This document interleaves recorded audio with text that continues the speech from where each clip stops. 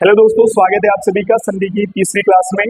और आज हम जो है संधि के स्वर संधि के जो है चौथे भेद के बारे में बात करेंगे, जो है यण संधि। ठीक है ना। स्वर संधि के भेदों को हम पढ़ रहे थे। सबसे पहले हमने दीर्घ संधि को पढ़ा, फिर हमने जो है गुण संधि को पढ़ा, फिर वृद्धि संधि को पढ़ा। अब हम बात करेंगे यण संधि की। ठीक है ना। तो सबसे पहले यण संधि को समझते हैं कि यण संधि में क्या है। दीर्घ संधि में तो हस्व से हस्व स्वर या दीर्घ स्वर को ही मिला रहा था वो। गुण संधि में जो है वो अन्य स्वर के साथ जो है एक मात्रा वाले वर्ण थे। वृद्धि संधि में डबल मात्रा वाले शब्द थे। ठीक है ना। अब हम बात करेंगे यण संधि की। तो यण संधि को आपने समझना है, इसकी शॉर्ट ट्रिक भी है। जैसे वृद्धि संधि और गुण संधि की थी, ये दीर्घ संधि की थी। दीर्घ संधि में बड़ा, बड़ी, बड़ा हुआ आएगा। गुण संधि में एक मात्रा वाले आएंगे, और यण संधि जो वृद्धि संधि है उसमें जो है डबल मात्रा वाले आएंगे शब्द। ठीक है ना। अब इसको समझते हैं, इसकी भी एक ट्रिक है। उससे पहले हम इसकी विस्तार को समझते हैं ये क्या बोलता है। ठीक है ना।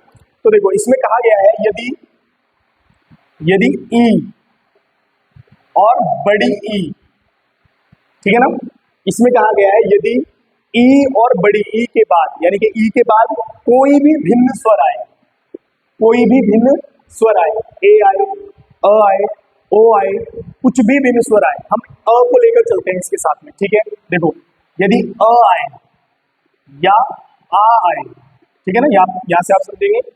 यदि हस जो आपका जो है ये ई है और बड़ी ई है, इसके बाद या तो अ आए या बड़ा आए, तो इन दोनों के मेल से य बनेगा। क्या बनेगा? य। आप जोड़कर देख सकते हैं। अगर आप ई और अ को जोड़ेंगे तो क्या बन रहा है? य बन रहा है। ई य बन रहा है। ठीक है ना। अब मैं आपसे कहूं, अगर ई के बाद ए आएगा तो ये हो जाएगा, यो हो जाएगा, यू हो जाएगा। आप इसके बाद कोई भी भिन्न स्वर ले सकते हैं। हमने केवल अ और आ लिया है तो समझाने के लिए लिया है। अगर ई के बाद ए स्वर आता तो ये हो जाना था। ठीक है ना। अगर ई के बाद उ स्वर आता तो ये यू हो जाना था। ये आप समझेंगे। ठीक है ना। तो यहां से आप ये ध्यान रखना है आपने, यदि ई और ई के बाद अ और आ आए तो इन दोनों के मेल से य बन जाएगा। क्या बन जाएगा? य बन जाएगा। ठीक है ना। दूसरा इसका नियम ये कहता है, दूसरा नियम इसका ये कहता है, यदि उ और ऊ के बाद, यदि छोटा ऊ और बड़ा ऊ के बाद कोई भी भिन्न स्वर आए, आप इसके बाद ए ले लो, ऊ ले लो, कुछ भी ले लो, लेकिन हम लेकर चल रहे हैं अ। क्या लेकर चल रहे हैं? अ। तो अ आए या फिर आ आए। ठीक है ना। तो यू के बाद अगर अ आएगा तो इन दोनों के मेल से व बन जाएगा। आप मिलाकर देखिए, ऊ और अ को मिलाएंगे तो व बनेगा। अगर ऊ के बाद आ रहा है तो वा बन जाएगा। ऊ के बाद ए आ रहा है तो वे बन जाएगा। ऊ के बाद ऊ आ रहा है तो वू बन जाएगा। मेरी बात समझ रहे हैं? कोई भी भिन्न स्वर आए अगर इसके बाद तो इसके मेल से व बन जाएगा। क्या बन जाएगा? व बन जाएगा। ठीक है। तीसरा नियम इसमें कहता है, यदि ऋषि स्वर के बाद, ठीक है ना, कोई भी भिन्न स्वर आए, अ आए या फिर आ आए, ठीक है ना, तो इन दोनों के मेल से क्या बन जाएगा? र बन जाएगा या रा बन जाएगा। ठीक है। अब आपने ये समझना है यहां से कि जो हमारी यण संधि है उसमें य व र आएगा। जैसे दीर्घ संधि में बड़ा, बड़ी, बड़ा ऊ, गुण संधि में ए ओ अर, और जो है आपका वृद्धि संधि में अ और औ आ रहे थे ना।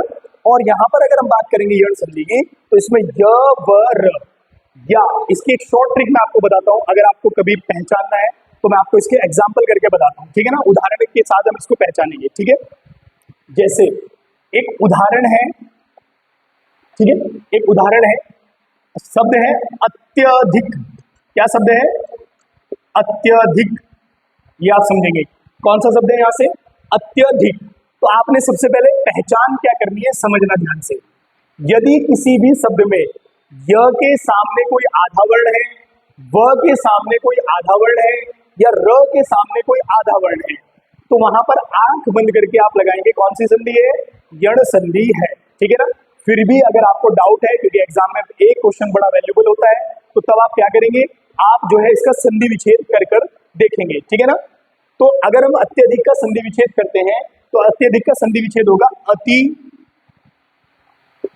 धन अधिक। अत्यधिक का संधि विच्छेद क्या होगा? अति धन अधिक। अब इसमें स्वर देखते हैं।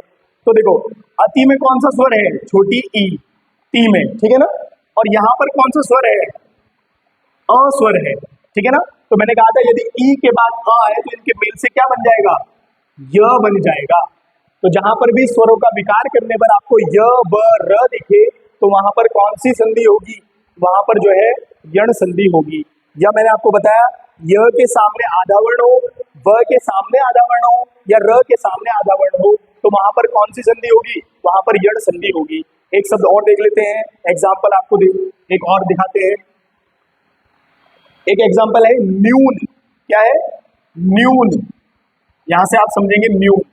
ठीक है, देखो अगर आपने इसको पहचानना है तो आपको पहचान समझ में आ रही होगी कि य के सामने आधा वर्ण बना हुआ है। ठीक है ना, तो हम अगर इसको जो है लेकिन संधि विच्छेद करके देखते हैं तो संधि विच्छेद इसका होगा नी धन ऊन। ठीक है, नी धन ऊन। तो देखो नी में जो है ई स्वर है और यहाँ पर ऊ स्वर है। तो मैंने कहा था ई के बाद अगर ऊ भी आ सकता है तो इसमें जो है वो बनेगा, देखो वू बनेगा वू। तो यानी कि अगर य बने, व बने, वू बने, कुछ भी बने, अन्य स्वर भिन्न स्वर आए तो वहां पर जो है अगर हम बात करें ई और ओ को मिलाएंगे तो यहाँ पर बन जाएगा आपका वू। ठीक है ना, तो देखो य ये यो यू व वे वो वू र रे रो रू कुछ भी बन सकता है। आप भिन्न स्वर इनके बाद अगर भिन्न स्वर लाएंगे तो कुछ भी बन सकता है। तो यहाँ पर कौन सी संधि होगी, इसमें भी जो है यण संधि होगी। या आप यहाँ से ध्यान रखेंगे जब भी य के सामने आधा मिलेगा, व के सामने आधा मिलेगा तो वहां पर भी यण संधि होगी। ठीक है ना, एक और देखते हैं, इसका उदाहरण एक और करा देते हैं आपको। एक उदाहरण है स्वच्छ। क्या उदाहरण है? स्वच्छ। ठीक है ना, तो स्वच्छ शब्द में कौन सी संधि है? तो पहले ही आप ध्यान से बात को सुने, यहाँ पर व के सामने आधा वर्ण बना हुआ है। क्या है? व के सामने जो है आधा है, तो यानी कि कौन सी संधि है? यण संधि है। लेकिन फिर भी आप इसको तोड़ सकते हैं, तो इसको तोड़ेंगे तो बनेगा सूधन अच्छ। ठीक है ना, तो सू में जो है ऊ है, यहाँ पर ध्यान से बात को सुनना, और उसके बाद आया है अ। तो देखो ऊ और अ मिलने से बना है व, तो यहाँ पर कौन सी संधि हुई? यण संधि हुई। कौन सी संधि हुई? यण संधि हुई। ठीक है ना, इससे ज्यादा इसके बारे में कुछ नहीं है, शॉर्ट ट्रिक मैंने आपको बता दी है। जब भी आप यण संधि की पहचान करें, या तो य व र आएगा या इन दो तीनों के सामने कोई आधा वर्ण आएगा तो वहां पर यण संधि होगी। ठीक है ना, अब लास्ट संधि इसकी बची है, अगली वीडियो में बात करेंगे उसके बारे में, अयादी संधि। इसके बाद ये खत्म हो जाएगा।